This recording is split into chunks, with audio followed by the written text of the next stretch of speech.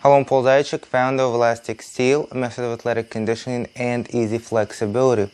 Right now I'm going to talk about a very common question. That question is, I'm flexible when I'm warm, but then when I become cold, I'm not flexible anymore. What can I do about it? And there's a number of related questions to that. Well, I always say that there's three things that you have to do. Number one, when you are warm, you have to go over. You have to go past whatever you are. In other words, you want 180 degrees side split. Well, you have to go past 180 when you're warm, and then you're going to be able to go further when you're cold. So if you're looking for 180 cold, you're going to have to go past that. I'm going to talk about that in a second. So going past is the first point. Second point is you have to move. You have to move in that deep range. Your body has to get used to it. And so you have to develop strength.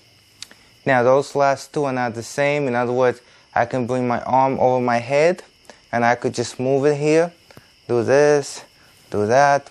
Okay, all that movement is just movement. I'm not really using strength. However, if I'm doing shoulder presses, or if I'm doing some kind of pull down or pull-ups or anything like that, then I'm using strength in that range.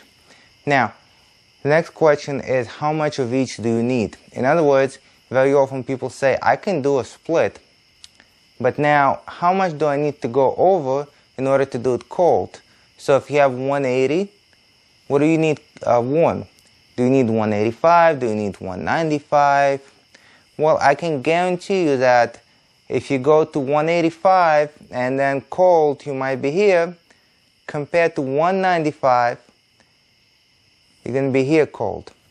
In other words, the further you go warm, the deeper you're going to go when you're cold. Now, if you don't want to go crazy, for instance, with oversplitting in this case, what do you need to do? You need to work the other two components. The more you can do with the other two components, the less you would need of the first component.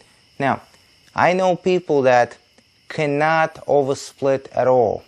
They can do 180 degree side split, but they cannot oversplit at all. Now, because they move in that range and they develop strength in that range, they can do that split cold without oversplitting. And there's people who are opposite.